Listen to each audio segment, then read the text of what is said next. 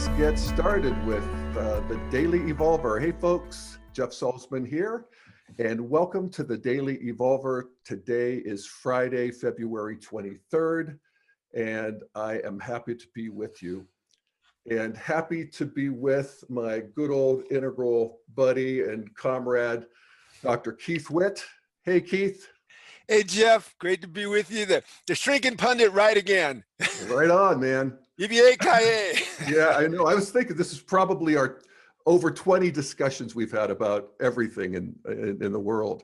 Yeah. And today, we're going to do a little bit of a book report on a book that you recommended we read, Keith. And I know you've been doing a lot of thinking on this, so I really want to get into where you're at with it.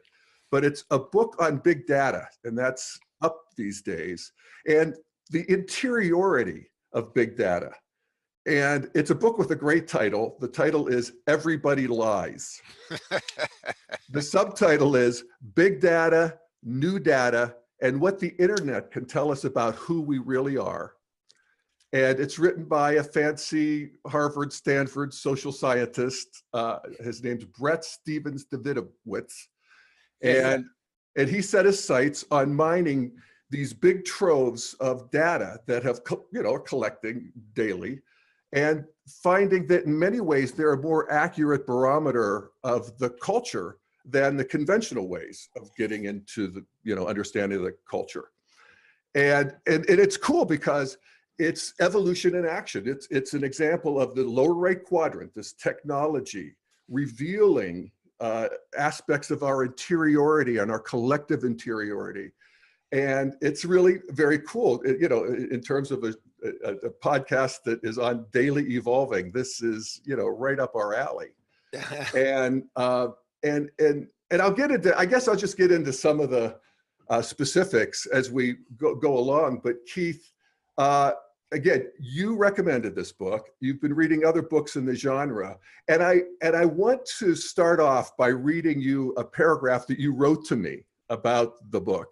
And it's just, you just wrote this to me. I thought it was brilliant, and I agree with it. And yet it's a little counterintuitive, and I want to unpack it with you.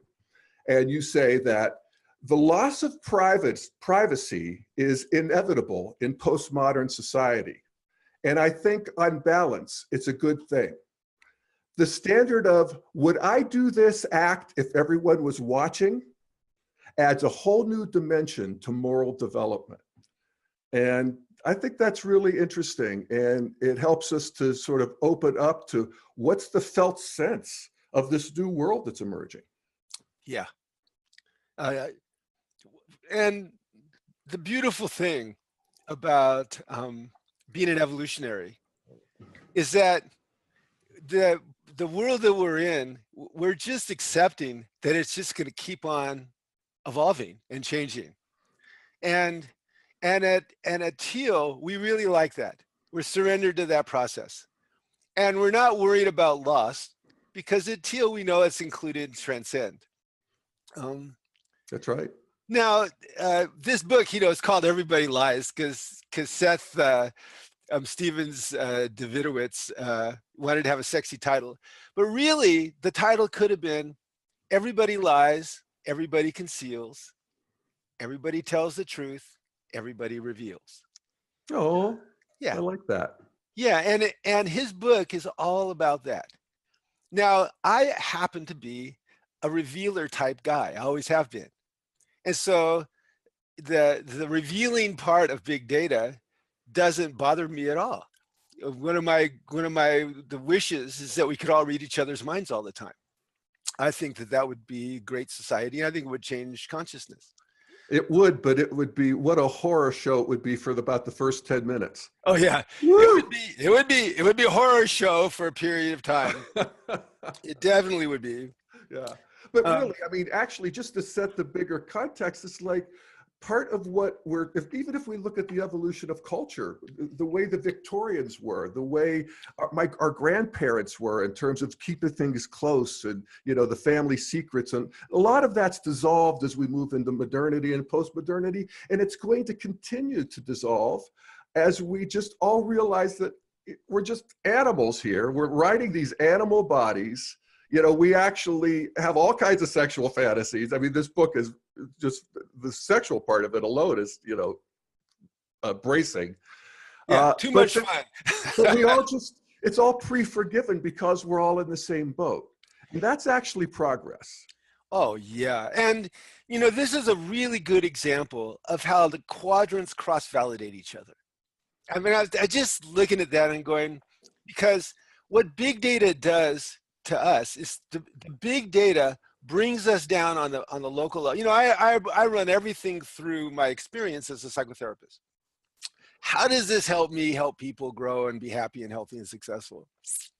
Well, one of the biggest problems, if not the biggest problems that human beings have, is a subjective sense of isolation, social isolation, isolation from themselves.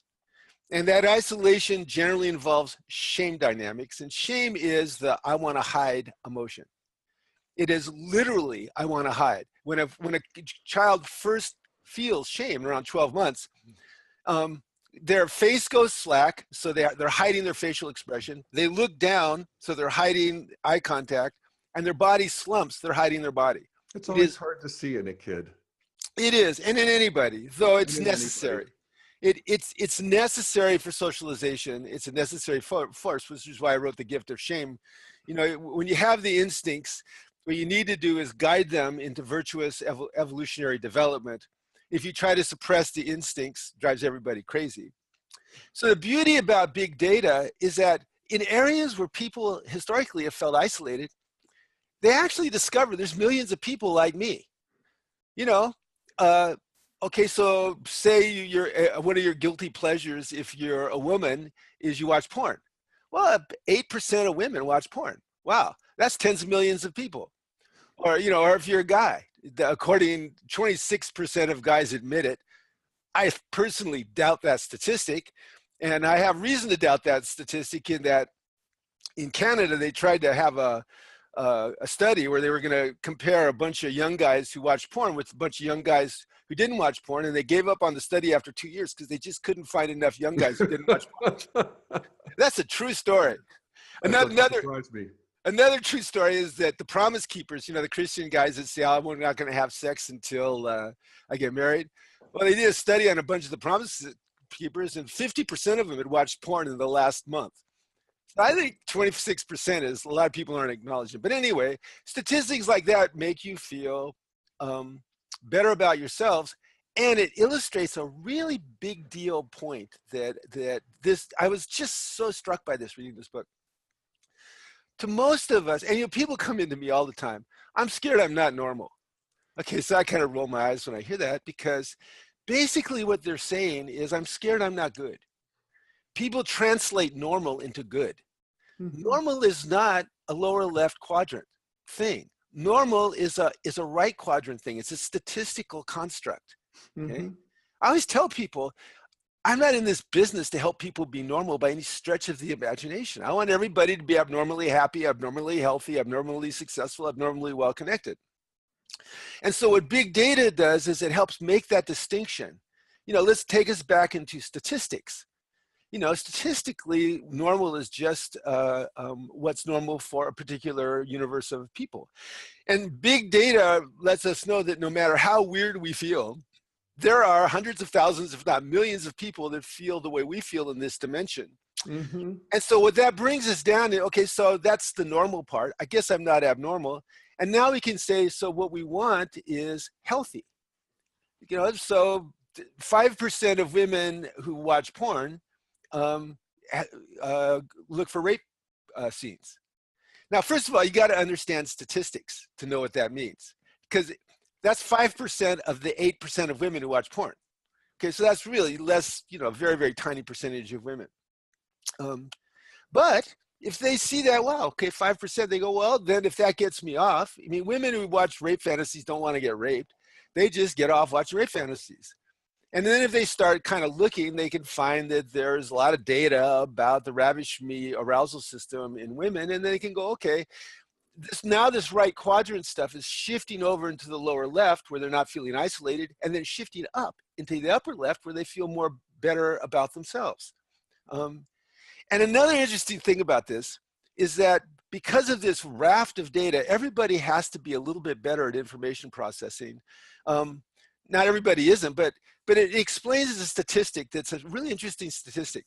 The average IQ today is 2 standard deviations higher than it was 100 years ago.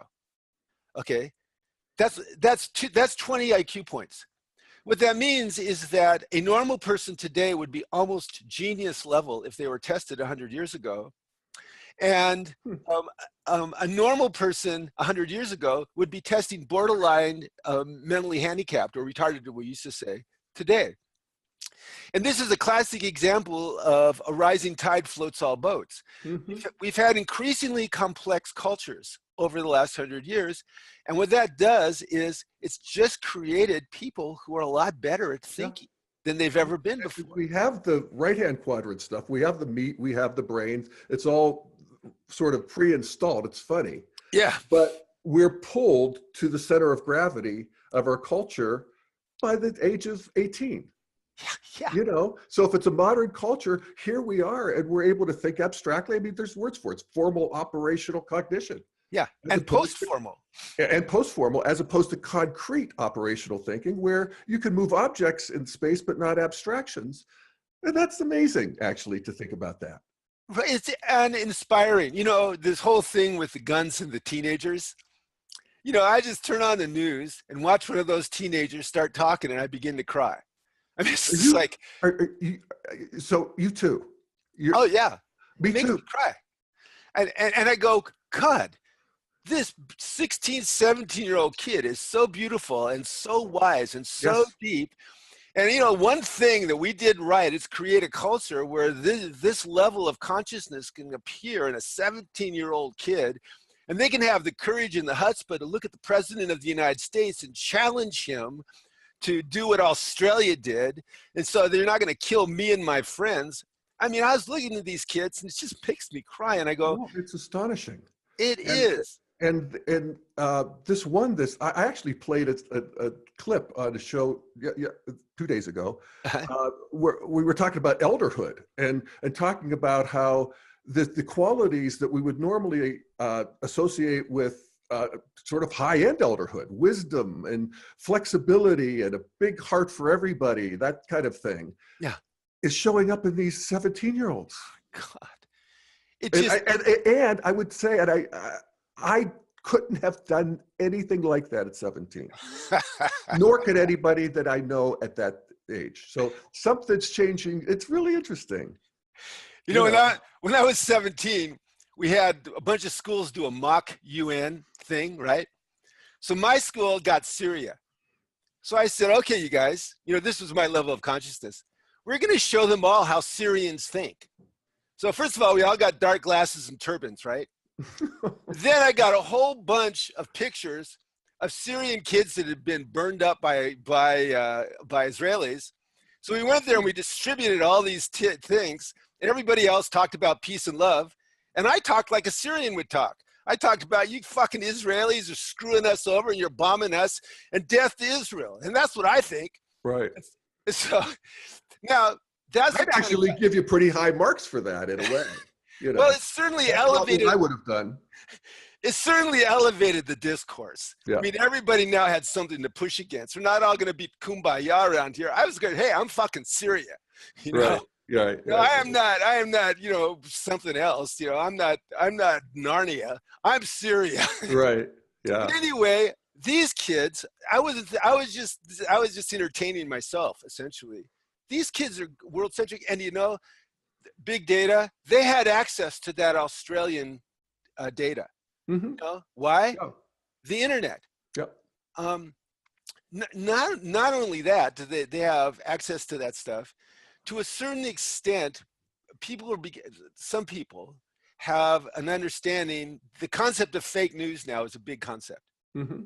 Okay, now I know that there's a lot of craziness going on with it and projective identification going on. What I mean by that is people that do fake news are the people that say you're doing fake news all the time. You know, Trump's the classic example of that. Anytime somebody comes up with a fact, a verifiable fact that disagrees with him, he says fake news, fake news, fake news, fake news. But the thing that I like about it is that it's a construct that everybody now has to understand. That people put out stuff that's not real. Okay, so now the concept— And just in time. Oh, yes. So the concept of cross-validation, of validating stuff. Now this is where big data starts getting really interesting, because you can take one level of data and draw a conclusion, and if it's not validated across the other three quadrants, then, and it might not be accurate. A good example of this was the number of Child Protective Service reports went down during the Great Recession. Okay, that didn't make any sense to me. I know that when life conditions get more distressing, people become more authoritarian, which means there's more child abuse. And so it didn't make sense. Okay, so you go, okay, so let's look at other data sets and cross-validate them. And now we're on the right quadrant. But my doubt of that started on the left quadrant. My subjective sense of my understanding of myself, since something feels real, my subjective sense in the lower left, my experiences with people around crisis and around stress doesn't fit with that data. So I went deeper. And so what did we find? Well, for every percentage point that the unemployment rate went down, the number of searches for child abuse and my dad hits me, my mom beats me went up. Right. Okay. So let's look a little bit deeper. As we look a little bit deeper, we realize that when there's a financial crisis, the first organizations on the state level, particularly in the Republican states, but even California, are the social services. So Child Protective Services got overwhelmed, couldn't follow up, and people stopped filing reports. Meanwhile, children were more and more doing searches on my dad hits me, my mom beats me, and more children were dying across the country from domestic violence. Okay, you go a step deeper. Now, this is the beauty of the right quadrants. Yeah. Well, this is revealed by big data. Yeah. And actually, to simplify, mostly Google searches. Yeah. Yeah. I love that. I love too. And what it does is it begins to challenge the dynamic interiorly of us of self-condemnation and self-judgment and dissociation, compartmentalization, all the defenses that have to do with us feeling separate. Most of the defenses involve, I don't feel okay. I'm afraid I'm going to get criticism from the collective, or I'm giving myself criticism for some part of me. And so I want to hide it. I want to conceal it. Yeah. Okay. And I feel separate. And social isolation is the biggest health risk in the United States today, way more than any other health risk. Yeah. Okay? And so what big data does is it gives us the right quadrants to be able to say, yeah, first of all, whoever you are, whatever you think, there's lots and lots and lots of people that do it. And second of all, whatever it is, there's a healthy version and an unhealthy version. And you can tell in Stephen Davidowitz's book, his attitude, the voice that he comes from is an integral voice. Mm-hmm. He's looking at everything, dark and light, good and bad. Yep. He's looking at it with a good humor about it. A sense of humor, right? Yeah. Yeah. And it takes me back to Dante. It's not the divine tragedy, it's the divine comedy. Now that level of compassion and understanding, which is why Buddhist monks are always giggling if they're not meditating, that gives you that sense of humor, that gives you a sense to do what we need to do to grow, which is to connect the different parts of ourselves, which is looking at the different parts, the dark and the light, destructive and constructive, with acceptance and caring intent.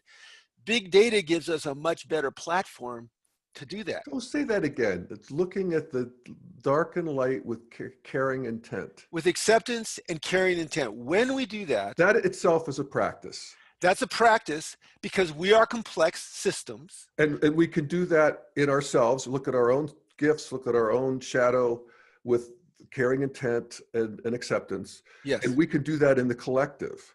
Yes. And look at our culture and say, oh, yes. Look at us human beings. We're batshit crazy and yet lovely somehow. And becoming more lovely and less batshit crazy. And when in the complex system of interpersonal relationships, in the complex system of an individual consciousness, When we become isolated, we don't look with acceptance and caring intent. Instead, we push it away. Yeah. We don't grow. If we connect it as a complex system, there's a tendency to reorganize to greater complexity, which is more compassion, deeper consciousness, and more love interpersonally. And so big data potentially gives us a lot more tools. It gives me tools as a therapist.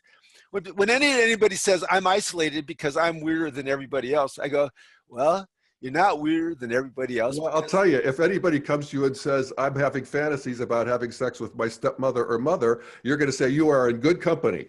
16%. It's like the biggest porn category or something. 16% of men, 8% of women do incest searches on porn. Wow. Yeah. You know? But we can also see that it's like violence in video games and so forth. Putting that in the category of, in the subtle realm, in terms of fantasy, rather than actual physical reality, is a way of moving forward in the system. Yes. And normalizing, 25% of women who access porn, which is, not 25% of women, it's 25% of 8%. This is the statistics thing. They access porn that has pain and humiliation to women, and 5% of the women do rape fantasies, as I mentioned earlier. Okay, so if you're having that conversation, which I've had with different women over the years, the thing is okay, so what's the healthy and unhealthy manifestation of that? The first healthy manifestation is that reality and fantasy are really different things. Okay? Let's pause there. Yeah. I mean, that's a realization. All right, so you say that. Reality and fantasy are really different things. And so what we want is to be healthy and happy and connected. Okay, so if in fantasy, that's what gets you off, great. The standard for fantasy sex is what gets you off, because you're in a privacy of your brain. Right. Okay. The upper left is sacred. Yeah. I mean, my interior consciousness. I have one guy I worked with. When he accessed porn, he would never click on a porn site that had the word teen in it. Even though, according to Pornhub, everybody's over 18. And so it's like he was gating his porn for the word teen, which I thought, okay, that's fine, whatever. Yeah. So the upper left. Okay, so that's fantasy. Okay, now in reality, do you have relationships with people where it's consenting adults having a good time, getting intimate, and so on? Yes. Okay, great. No problem. Okay. Really? Yeah, really. Okay. And now let's explore the healthy and unhealthy aspects of whatever that thing is. Yeah. Okay. And as we do that, the person looks with acceptance and caring intent on these things. Some of them light, some of them dark. So the shoot 'em ups, that's a good example. Okay. Well, and just to pause there on the sexual part, people could also find each other in ways that do manifest. I mean, if you look at the bondage and discipline and all of that, that community of people who are playing out these fantasies in real life, but in a way that is conscious of what they're doing, and with safety and mutual understanding. I did a podcast with one of our own who's really into that. Oh, really? A couple years ago, yeah. And I think I heard that. Yeah, and it was back when the 50 Shades of Grey first came out. Now a lot of bondage in that. Now. But that's a hugely successful movie, and so in a way, and you and I've talked about this before. Domination and submission are two poles of the human experience that we don't want to homogenize them. We don't want to just play in the 20-yard lines. But when we do venture beyond the 20 yards lines, we want to be safe. And that's part of what we could do at a higher stage of development. Yeah, and we want to feel normal. And feel normal, Yeah. And so, by the way, dominance and submission is the only erotic configuration that happens in every single sexual gender choice, okay? It's a universal, okay? Explain that. I mean that whether you're gay or you're straight or you're a top or you're a bottom or you're whatever you're into, there's somebody who's directing and somebody who's being directed. Oh, fair enough. Yes. Even if you trade places, it's like dancing. Yes. Trying to have two followers dance or two leaders dance is a fucking miserable dance. Okay. So, somebody's got to lead, somebody's got to follow. And so it's the down, and that's that's the masculine and the feminine. You know, the masculine pole offers direction, the feminine pole offers devotional surrender. And the better the direction, the more relaxed and devotional surrender. And that's the masculine opening the feminine opening up, the masculine tolerating the feminine pleasure while still enjoying his own pleasure. And she, you know, like losing herself, and then both of them going wherever they want to go.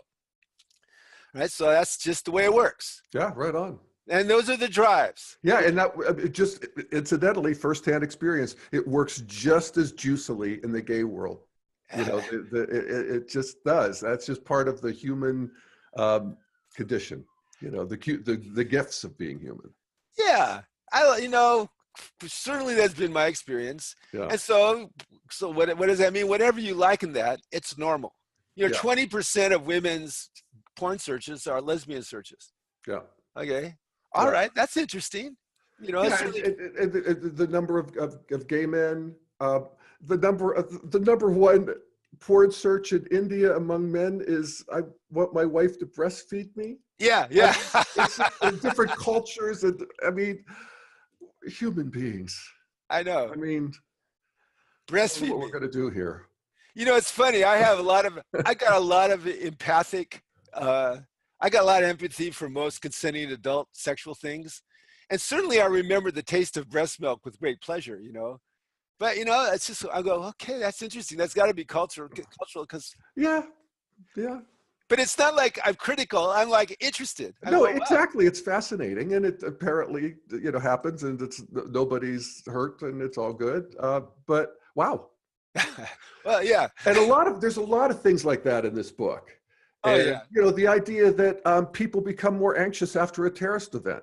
Well, not necessarily. I mean, they don't search for "I am anxious" or any of that any more than they do at a normal day.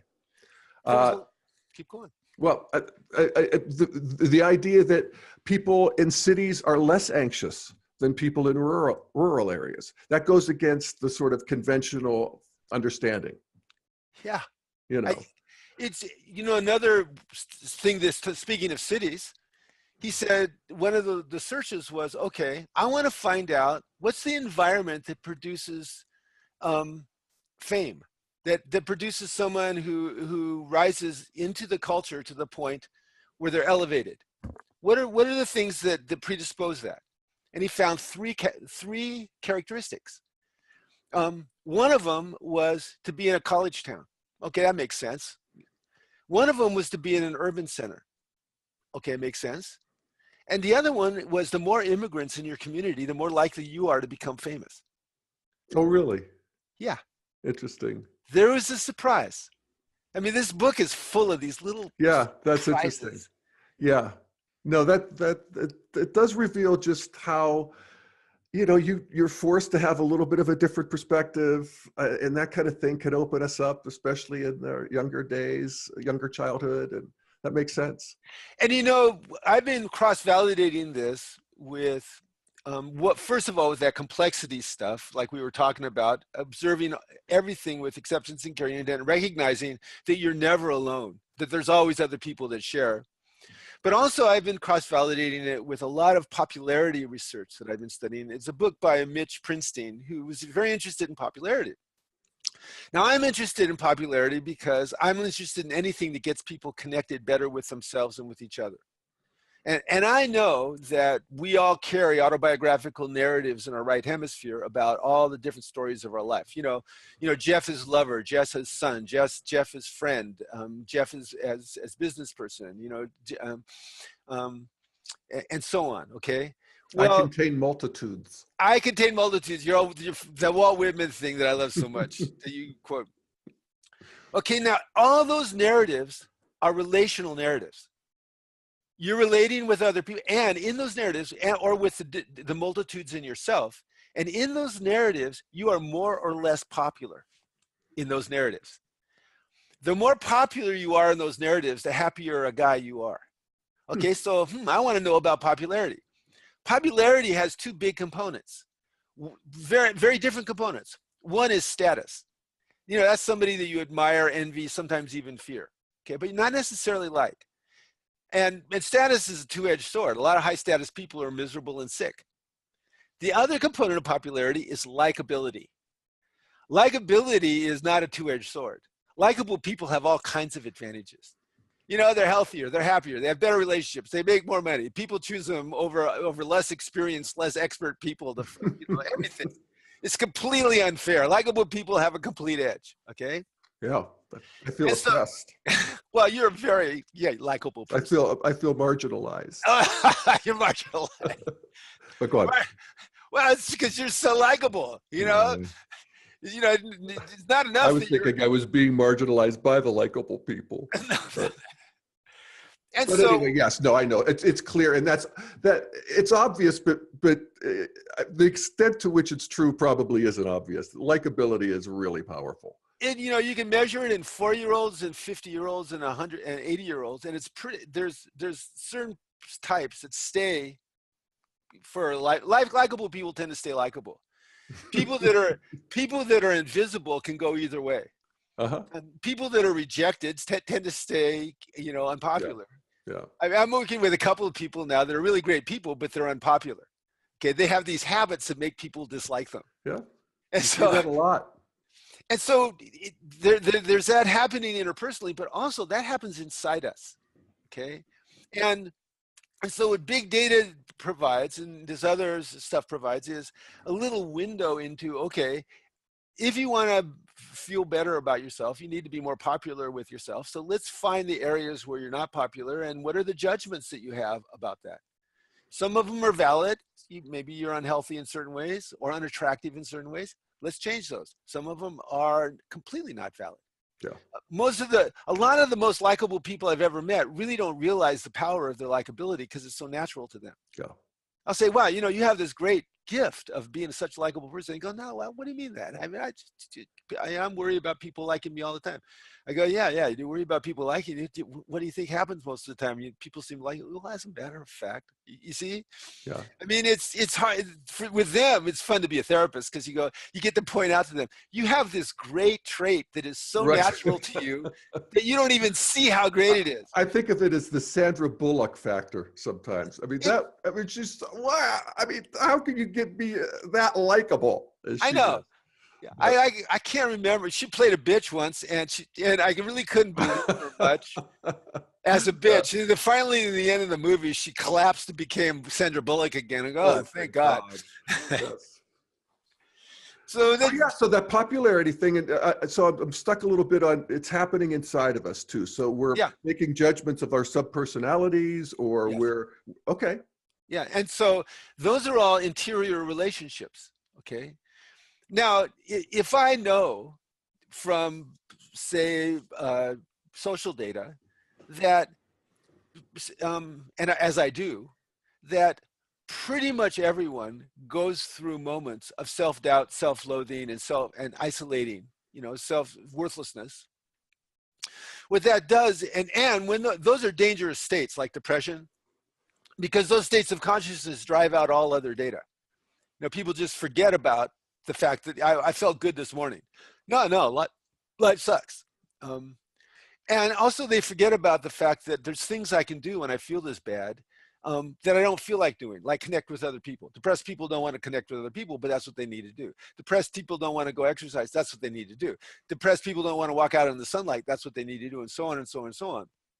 Now, one thing that the right quadrants do is they give us these lists of things that are associated with what you do when you're depressed that make things better. And, if you have that list on your wall, that might help you, go out and do those things. More importantly, it puts you in relationship with your depressed side. So so you understand, I don't want to kill that side. I don't want to eliminate that side. I want to integrate that side into my life so it doesn't dominate me and I'm not terrified of it. Well, let's just point out that you're turning subject into object. Yes. And that is the engine of evolution and growth, is that I was depressed. Now I can see my depression from a new perspective. Yeah. And that is a liberation. Okay. And so anytime that there's any kind of a lever to help with that, both in the upper left, a subjective, inner subjective lever, intra-subjective, or from the lower left, intra-subjective, intersubjective. Those levers then help us develop. And development never goes to more depressed, more despairing, more cynical. Depression, that's not evolution. Evolution goes to more compassionate. Complex. Yeah. Yeah, more complex. Yeah. Now, here's the danger of big data. The danger of big data is a lot of people don't understand statistics, and there's a lot of information that can be used from big data to manipulate people's ideas and people's opinions and people's behaviors, which, like we saw with the Russian hack of the election. And that's right. We're in 1984 territory now. Yeah. This is being done in North Korea. And if we go into North Korea and you talk to a random North Korean person, they're going to say that the United States wants to come and do horrible things to us, and they oppress their people, and they firmly believe that. Yeah. And you see corporations all the time. I mean, this is why. Well, go on. Well, I was just going to say, Keith, you're getting into territory that you touched on earlier, and I really like what you talked about, where you talked about the cross validation. Mm-hmm. And a friend of mine forwarded me an article about just what you're talking about, where they were talking about how you could put words in people's mouths now. You can make videos where people are shown to be saying things that they actually didn't say, or that there's the opposite of what they believe. So there's a whole new technology that's just emerging, where this will become ever more sophisticated and sort of transparent. And oh my God, where is that going to lead us? And where it's going to lead us is bigger bullshit detectors. Yes. Of some sort. I agree with that. Because we're not going to, I mean, it's not going to be pretty. Evolution never is. But this is the world. It's interesting, this world to come. Well, since people understand that the Russians are trying to screw our election in the direction of reactionary populist, conservatives, I think that a reactionary populist conservative, if they get something and it's marked, this is from Russia's, is going to go, well, okay. I mean, I like the idea, but yes, sorry. Yeah, thank you. You remind me, it's our fucking internet. Yes. It's our fucking Facebook. It's our, come on, guys. And this is where, I was so reflexively supportive of the Zuckerbergs and, that these guys really were trying to, and I think they are in their own way. They're blind in certain ways, but come on. Right. And you can't filter out the Russian horseshit. Well, I think there's a lot of really smart people up north of me, Silicon Valley, that are really working full time at filtering out bullshit. Well, I think you're right. Talk about a big embarrassment for a bunch of progressive Facebook people. And in Facebook, that's where people lie. Okay, so people don't lie where they click. They don't lie what they look at. They don't like the questions that they ask. When there's abortion restrictions in a state, the number of searches for how do I give myself an abortion go up, which is a horrifying statistic. Yeah, or back alley abortions. That's research or a question comes up. Yeah. Yeah, so you're not lying there, but on Facebook you want to look good because you want to be popular, right? Yeah. And nobody feels like they're popular enough. I think this is a human thing. There's a general, right? He's got 27 different medals, and he gives himself a 28th one that he doesn't deserve. And then people find out about it and give him a lot of shit about being a fraud. He goes, oh God, I'm so ashamed. He didn't need that 28th. He has 27 medals. Who is this now? Well, there was some general a few years ago that he got busted for giving himself a decoration he didn't deserve. Right. But he had a bazillion decorations.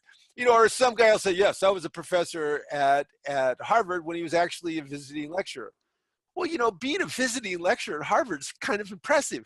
Why do you have to say you're a professor? It's like people push it. They think to be popular, they have to be something other than themselves. Okay. And this is a human tendency. Me as myself is not impressive enough, doesn't have enough status, isn't likable enough. So on Facebook, I don't want to show people that, last week I was struggling like crazy. You're helping me see something here, that the evolution forward is sort of a lowering of the standards of hypocrisy that we put out, or the mask. and first of all, that requires getting comfortable with it in and of ourselves.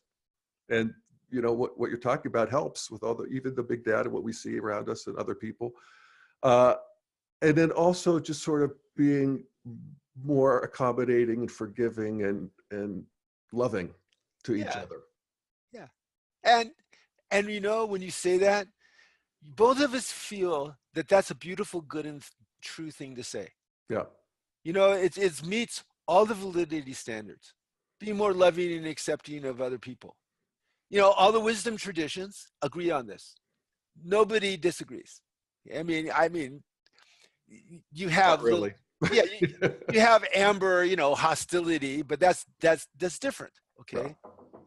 And which, by the way, is an interesting phenomena with big data. Amber and pathological orange. Okay, so we're talking amber just for the people, Oh yeah, the not experts. Amber's the traditionalists, traditional. and orange are the modernist secularists. Yeah, they have rational thought, but pathological orange is egocentric, contaminated in terms, they do objectify other people like Amber do, but they don't objectify other people because God tells me to. They objectify other people because I don't mind screwing you to make more profit for me. That's pathological orange. Yeah. Okay, so Amber and pathological orange, when you point out cognitive dissonance to them, that what you're doing is not either consistent with the highest good, you know, you're a Christian and yet you feel like going after Muslims, okay, that are fellow human beings. Jesus said it's everybody. Or you're doing a business and you're doing something in your business that will eventually hurt the collective and hurt your business by, you know, the mortgage bubble is a great example of that. It ruined all these businesses. You point out cognitive dissonances to them, they go crazy. Because it's really uncomfortable for them. And so they'll either attack you or they'll ridicule you and so on. I noticed this first when I saw Bush's campaigns. Bush's you know, Gore was sitting there giving facts and figures and all this data and policy, and Bush would just get up there and make fun of Democrats. Everybody would laugh about Gore, laugh about Democrats. He'd be a likable guy, very likable, very high status. He comes from a rich family. He's a king. Well, and look at the continued degeneration with Trump. It's just incoherent insult. Yeah, and he's not even likable. You know, it's like, okay, so I think a lot of people find him likable. Oh God! But those are the traditionalists we're talking about. He's their guy. Yeah, the Fox News people, we like to attack people we don't like, and I like to attack people that I don't like too. But yeah, me too. But I'm guilty about it. You know? Me too. Yeah, that's a little bit of progress we could claim. Which brings us to healthy orange, healthy green. Green are pluralists, egalitarians, you know, non-hierarchical, multicultural, and the liberals. The liberals, progressives, and then integral, who are, you know, basically, you know, serve the highest. Integrate all of it. Trying to integrate all of it. You point out cognitive dissonance to them. You get data pointing out cognitive dissonance to them. They get uncomfortable with it and start changing their perspectives. They'll resist it, but they don't like cognitive dissonance. Right. They want to. You're talking integralists now? Integralists, no, but even healthy orange and healthy green. Yeah. I mean, I think there's still residual that in Yes. me. I mean, I sometimes resist it, but there's more and more of me that when I have cognitive dissonance pointed out, that I want to turn towards that. Yes. And that feels like progress. It's always a little wrenching quality to it, but I'm getting a little bit better at it. Well, me too. Yeah. And that's a growth mindset. You know, Yeah. we'll continue to get better at it. Yeah. And going back to what you said about dealing with each other as we are is enough. Once you start relating to yourself as a little spark of God that has come into the world through this incarnation, filtered up through your personality into the world, and you relate to other people as little sparks of God coming up, what matters is how unobstructed is that spark of God. You know, and it's always obstructed, but you know what you want is to be unobstructed, and what you want to see in the other person is first that spark of God, and then all the other stuff. And then the other stuff becomes less relevant. You know, whether you know they have the extra medal or whether they were you know, a tenured professor or a visiting lecturer, or, you know, doesn't really matter that much. No, it's interesting. It's all interesting, but it doesn't matter in the way that it used to. Yeah. And hallelujah. And this is the other thing about big data.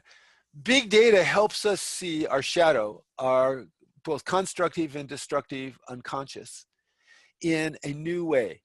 And there's a good example of this is diversity training. Okay, so all these companies hire people to do diversity training. And if you go to a company and you ask somebody, what was your worst experience in this company the last year? They go half the time, the diversity training was easily the worst experience. Just a fucking pain in the ass, useless, uncomfortable. I either felt guilty or I felt victimized. People seem self-righteous. I don't care about those statistics. I'm not like those people. Pretty useless. They're just doing it to protect. A lot of the companies, they do it because it's risk management. But there's a new form of diversity training that doesn't focus on the historical stuff. Instead, it focuses on unconscious bias. It says, look, we're all here doing our best to treat each other respectfully, but everybody has unconscious bias. So let's find out what ours is. Let me tell you what my unconscious bias is. Okay? Let's do a Stroop test. The Stroop test is when you put like you have green, the word green, but it's yellow. And you're supposed to say, stuff like that where they're measuring reaction times.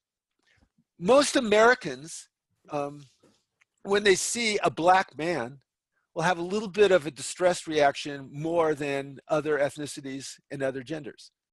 It's implicit unconscious bias from 250 years of slavery and racism in this country.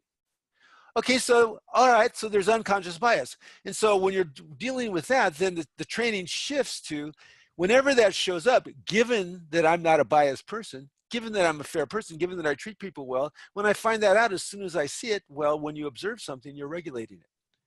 And so what we're turning subject into object. Turning subject into object, it's a natural process. And so now it's not about finding out who the jerks are in this company. It's finding out, let's all be interested in an ongoing process the rest of our life of noticing unconscious bias and then changing it when we notice it, because of course that's what we want to do. And now I haven't seen outcome data for these new training programs, but people like them a lot better. Really? Yeah.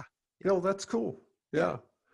Yeah, I noticed one of the notes that you made about the big data troves was about that 45% of people on the polar sides of politics, just in the same category, they actually do look at the other side's arguments. They visit the other side's websites a lot more than we thought, with this idea of the echo chamber and people just being completely isolated. 45% of the time. Both progressives go to conservative and conservative. Now, you're often looking for stuff to be outraged about. Well, totally. But I actually think that's potent, evolutionarily potent, because you're engaging, even if it's in sort of an adolescent way. We're adolescents until we grow out of it. And the way we grow out of being an adolescent is to be an adolescent. Yes. And to be a better and better adolescent. Yes. Yeah. And it's still a polarity. And that was another example. I looked at that and I went, okay, my idea about echo chambers just changed. Mm-hmm. That one data point from big data, and I went, wow, I'm happy to have that changed. And it made me feel better about the internet. Yeah. Because, okay, if people are actually having the polarity experience, I trust that experience. Me too. No, I go to the Reddit and these comment sites and stuff, and they're more or less intelligent and more or less, flinging mud, but it feels alive. It feels alive, and nobody's getting hurt. Just their feelings. Just as an aside, the one data point is the most popular president between when you were 14 and 24 is your more likely political affiliation. Uh-huh. So, and it peaks at 18. Yeah. And I thought about that. I thought about my brother. My brother and I are opposites. I've been a progressive all my life, and he's been a hardcore. If the second coming of Adolf Hitler was Republican and ran against the second coming of Jesus Christ, who was Democrat, Gary would vote for the second coming of Hitler, and he might not. But I think he'd probably ultimately agree with me. And I thought, well, what was happening with Gary when he was 18? When Gary was 18, he was working for the CIA, that we never admitted, as a Marine in Vietnam. And when you were in Vietnam, you had two choices. You either got cynical about what was going on, which is what we see in a lot of vets, or you double down on, I'm going with me and my buddies and with the military and with my government, and I'm really not going to pay attention to the other data that shows that this might be a horrible big idea and based on lies. And so when you make that kind of decision, all right, and he's been a hardcore Republican, I've been a hardcore Democrat. Mm-hmm. And Yeah, we so know that's very interesting. Yeah, and also taste in music is what you were listening to at 14 to 16 or 18 or whatever it is. That's just permanently installed as the music of your life. And you listen to it for the rest of your life. Sexual preferences, babysitter, that's a teacher. Those fantasies are in the top 3 or 4 categories of everybody. They are. Not to mention mummy, So. Oh God, yeah, that's true. It always blows my mind that or daddy in the gay side, actually. Or there you go. That the most erotic lingerie for me was the lingerie that was popular when I was 14 to 17 years old. Really? Okay, that's 30, 40 years ago, but still, it's like, okay. No, it's fun. It's fun to feel into that strata and feel, how that is different than what's been installed since. And how we could still access that, and how that is so much a part of our identity. And say you accept it. Say you look at that with acceptance and carrying intent. What happens is it expands. The number of things that I find appealing emotionally and erotically has expanded dramatically in the last 40 years. Why is that? Well, if I started just by accepting, Keith's kind of pansexual energy, okay, then you're the most pansexual monogamous person I could ever imagine. You talk about inhabiting the poles. I know it's a pretty amazing thing. It is an amazing thing. Peter, my 45th point year it out to our audience of a monogamous relationship, be a pansexual person. I guess it certainly gives me a lot of empathy for everybody. But anyway, as you accept the different parts of yourself, you discover that capacity for acceptance then goes, okay, then here's this other thing that I find interesting. Okay, so rather than dissociate from that interest, you follow that interest. This is what has led me to find a lot of the core principles of the Republican philosophy, as I understand it from people like Brooks and so on and Buckley. Some of those core principles are very attractive to me. Okay, well, I had to expand to look for the dialectic, for the polarity, to do that. And so that's expanded, my attraction and understanding. And big data helps that. Yeah. Well, that's what we're doing here, man. Yeah. So we good? We're good. We covered that. I really appreciate you bringing it up and assigning our book report. Assigning our book report. And what I love about it is, sure, he's still looking at millions of things from Google and porn and all this other stuff. But to me, it's super relevant to me and to my clients. It hits us in our most private, most intimate selves and relationships. That big data has a capacity to illuminate and liberate us. And I go, God, this is such a validation of Ken said it all along. If you have any kind of quadrant absolutism, you're in trouble. And what do we see with Amber? They got lower left absolutism. What do we see with scientism? They have right quadrant absolutism. What do we see with narcissism? They have upper left absolutism. But if you just keep cross-validating with all 4 of the quadrants, you get clearer and clearer visions and more expanded visions, and that creates vertical development. Yeah, that pushes us forward. Absolutely.